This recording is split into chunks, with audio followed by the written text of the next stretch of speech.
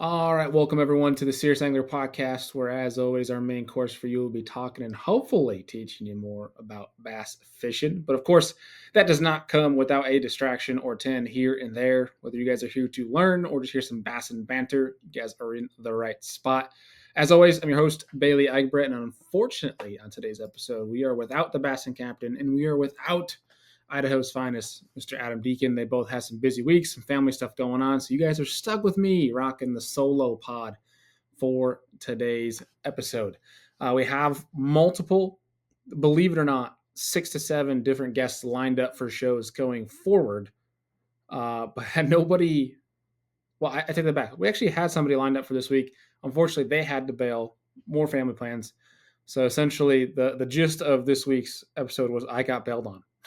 But we're going to make do anyways. And hopefully you guys will get something out of this because I still wanted to provide you guys an episode, get something out for you guys because it's the fall time. People are still fishing. The bassin in the fall time is so much freaking fun. And I have been trying to get out and go bass fishing. But the problem is I'm still stuck in this bow season just trying to chase down a big buck. And I have actually been taking days to try and go fishing, but in New York, especially Western New York, where I'm at, in the fall, for whatever reason, you either get bluebird skies and zero wind, which is tough to go fishing in the fall, or you get south winds at 30 miles an hour, which, me being in the kayak, is not ideal. So it's been hard to get out, but I'm going to force myself to get out one way or another coming up here soon to get some fishing in. Got to before it gets too late here up in New York, and plus we got to get some content for my Be the Fish YouTube channel. But I figure what I do in this one is do a little top 3 baits for the fall fishing, but also like top 3 applications to go catch bass in the fall, like situations, top 3 situations that are almost universal that you could apply on every single lake in the country throughout the fall and go catch some bass. So we'll give you like baits, rods, reels, all that stuff, but literally the application in the areas of the lake that I would focus on that seem to be not a guarantee, but you can do one of these 3 things and you're going to catch bass regardless of where you are in the country right now. So we're going to get to that here in a little bit, but for you guys that are tuning in, obviously fall is in full swing. It is October 22nd as you guys are listening to this episode. I actually went to Lake Champlain this past weekend. The water temps are still in the high 50s, which is kind of crazy, but did not get out, didn't bring the kayak, didn't get out on a boat. It was actually my wife and I's second wedding anniversary. So it was actually her idea to go to the Adirondacks, which got me a good one, thankfully. But while she was sleeping in on Saturday, I snuck out to a little bank fishing and caught a nice little 4-pound largemouth, caught some little smallmouth, which will all be over on my YouTube. I actually filmed the whole weekend, which was pretty cool, but got a little bit of fishing anyway. But that's the most fishing I've done in 19 days, which is sad. I really need to put a deer on the ground so so I can focus back on fishing because every time I'm in the tree, I'm thinking about bass fishing. But essentially what we're going to get on today, the topic is the goal is to essentially to help some people that are fishing in the fall that might be struggling, or it's your first time fishing heavy in the fall, or maybe this is just something that you can apply in your lake that you might be catching some, but you might not be catching big ones. This might be, hopefully this would be a quick, simple solution for you guys to be able to apply this to your region and to your fishery. So before we get into that, real fast for you guys that are tuning in, there's no Biz from the Bass Boat this week. We usually do one, which is brought to you by our folks at Rec Lending. But one thing I will say that I know Deacon would have loved to be put into this show is the fall time is not seemingly, especially for the North folk, it's not the greatest time seasonality to get a boat because you're basically getting a boat, putting it away for winter, and breaking it out months later, which is when you get a shiny new toy, you want to go use it. But that being said, so a lot of places do run some pretty good deals in the fall to keep boat sales going, of course. So that means you can get them cheaper, get a good deal on them in the fall. If you guys are looking for that, call the folks at Rec Lending. They'll be able to help you manage that deal and also make sure you guys can afford it. Things like that at a much more affordable price, rate, things of that matter, and kind of help you through the process. So give them a call if you can. And as we are heading into the winter months, could be some cool stuff switching around, obviously, with the new partnership between Omnia Fishing and Thorn Brothers. So look out for new stuff with that. We'll have Matt Johnson be joining the show next week to talk more about that. He'll be part of a show, won't be a full show all focused on it, but he'll be part of next week's show. Next Monday, Seriously Western, we have John Murray joining the show.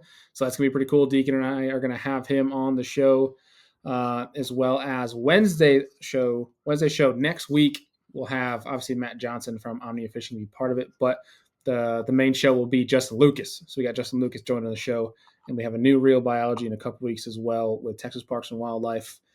So it's an awesome snack lineup going forward for you guys to look forward to, in case you guys are already growing impatient of me talking, which I know I am. I don't know why you guys listen to me, to be honest, but I do appreciate it nonetheless. One thing I will say, if you guys are not already and you're on social media, please make sure you guys are following us. We try to post some little snippets of the podcast, but also some cool, engaging stuff for you guys, product stuff as well, and just kind of some goofy stuff that the crew is doing. And kind of you guys can get real-time podcast updates through social media. And with that too, please leave us a rating and review if you guys have not already, whether you're listening on Spotify, listening on Apple Podcasts, or if you're watching on YouTube, if you're not subscribed, you're not dropped a comment on some topics you'd like to hear about, please do. All right.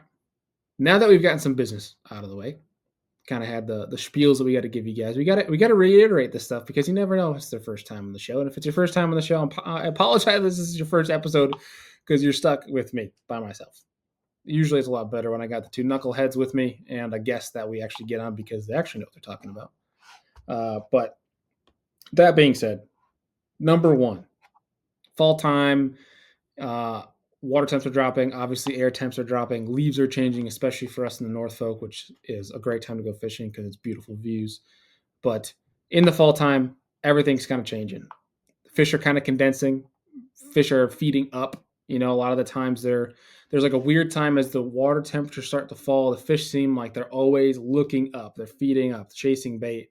And then there's like a water temperature, like a special water temperature around, in my opinion, it's like that high 40s where they start locking down to the bottom.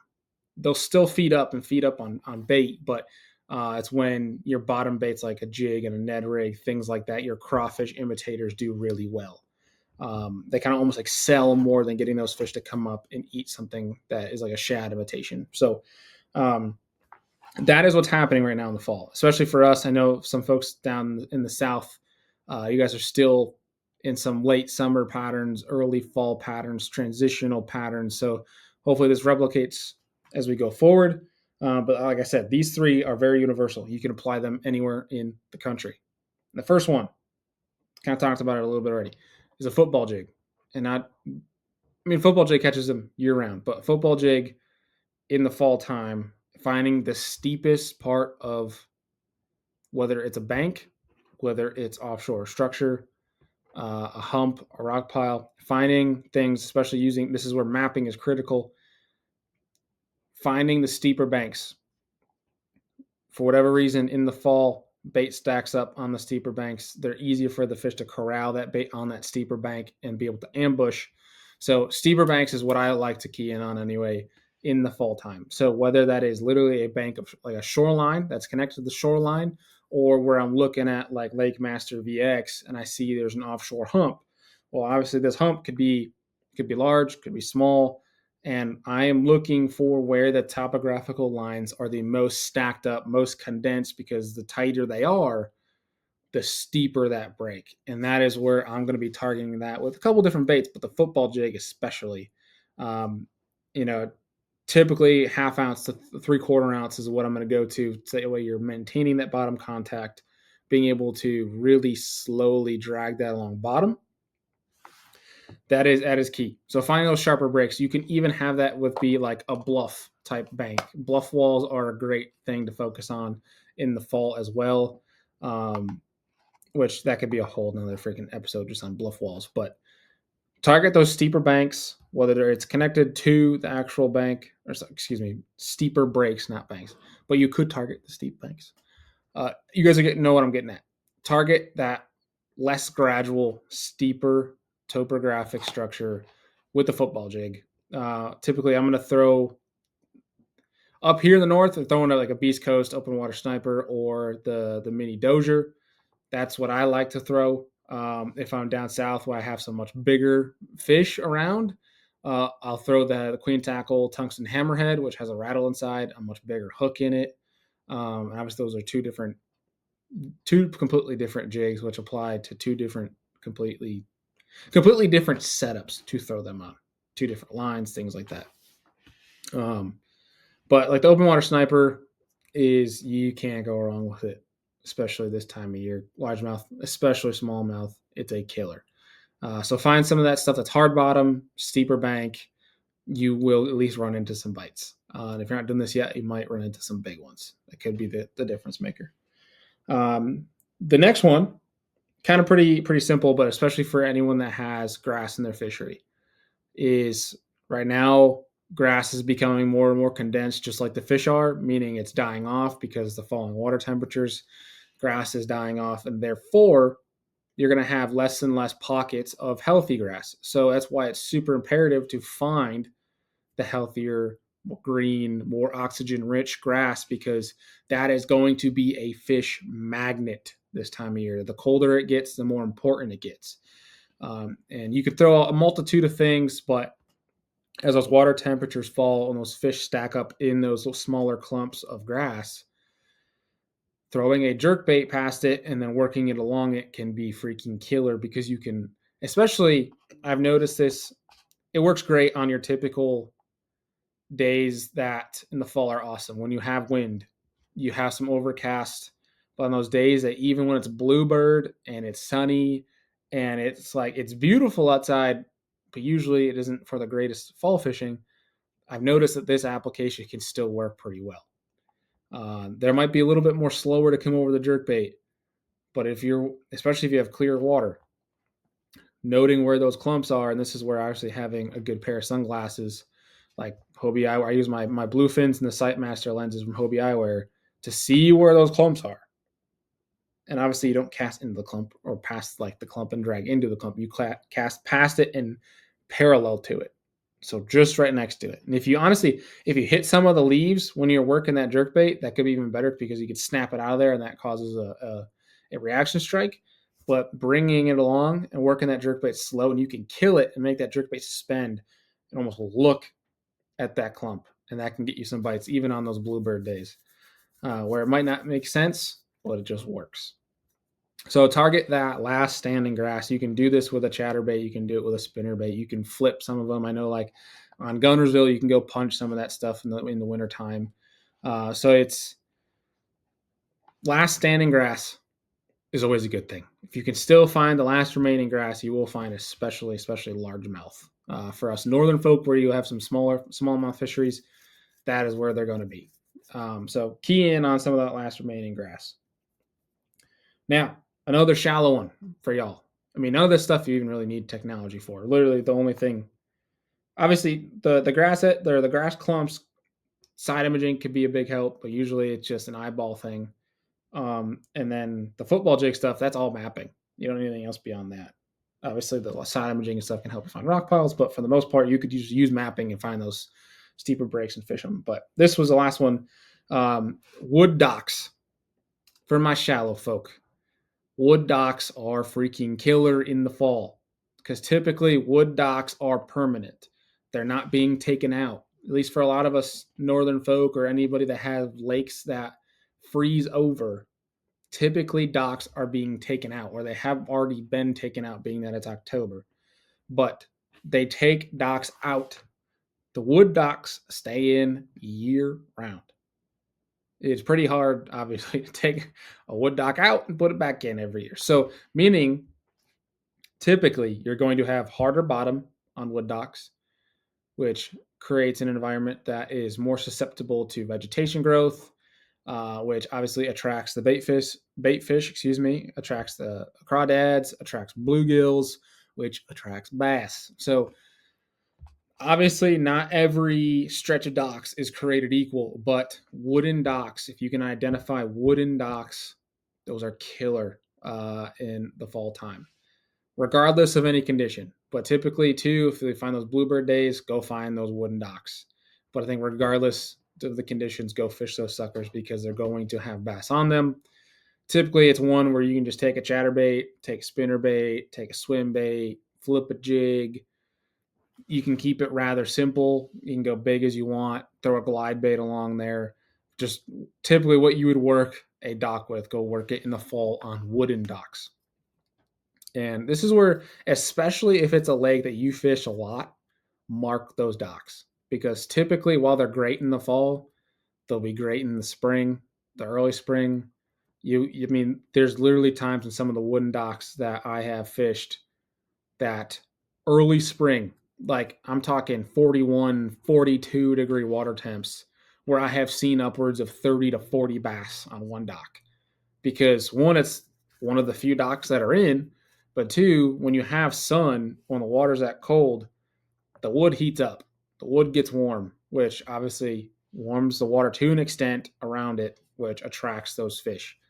Kind of like if you're at a brewery, and we all know these ones, like the outdoor breweries, and it's cold outside. You maybe got a hoodie on. It's still a little cold. You wish you had a jacket, and they got one of those standing heaters. Everyone's congregated by a standing heater, where if you're 5 feet from the heater, you don't feel it. When you're right up next to it, you feel it. It's kind of just like that.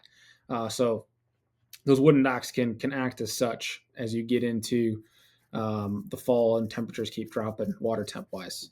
But those are 3 killer ways to catch fish in the fall, and that can be completely universal. Just about that'll apply to just about every single lake in the entire country. And if it doesn't, then I don't know what to tell you. If it doesn't, I'm actually curious. If it doesn't, DM us, or if you're watching on YouTube, drop a comment. But that is 3 great applications or scenarios to constantly catch fish in the fall, just to generate bites. But I'm curious you guys' take on that. Let me know what you think. But quick one for today. Wanted to get an episode out for you guys so that we're not missing a week's show. Just an unfortunate circumstance where literally everyone had to back out. Probably because they don't like hanging out with me. But that's okay. Next week, we got a banger lineup coming for you guys again. John Murray on Monday, Justin Lucas on Wednesday, as well as Matt Johnson on Wednesday, talking about the whole Omnia Fishing Thorn Brothers ordeal. So stay tuned to that. But otherwise, guys, hopefully y'all are still out on the water or you're in the woods and in some sort of fashion. We've seen y'all been tuning into the episode still, which we appreciate the heck out of you guys. We know it's there's a lot of avids that listen to this show, and I know this is kind of like the downtime of year for bass fishing, but for the most part, obviously we're going to keep this train rolling. We appreciate you guys showing up for each show. And if you got any ideas of things that you want talked about that we have not talked about as a show, please do let us know. Send us a DM, send us an email, whatever it may be. We are all open ears. We will literally take every idea that's sent to us seriously and try to put some effort going forward to do a show on it. So that being said, that is all that I have for today. Appreciate y'all as always, and we'll see you on the next one.